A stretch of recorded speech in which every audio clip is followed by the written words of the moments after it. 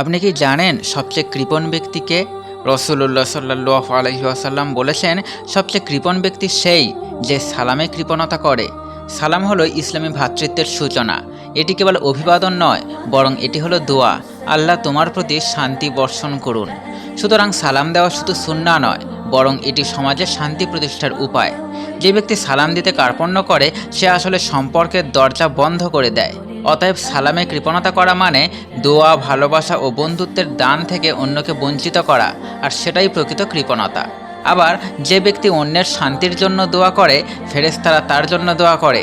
আর এভাবেই মুসলমানদের মধ্যে যত বেশি সালামের প্রচলন ঘটবে, তত বেশি পরিমাণে আল্লাহর পক্ষ থেকে শান্তি, দয়া ও বারাকার সমৃদ্ধি ঘটবে ইনশাআল্লাহ। হায় আফসোস, আমরা এই ছোট্ট সুন্নাতটাও আঁকড়ে ধরে রাখতে পারলাম না।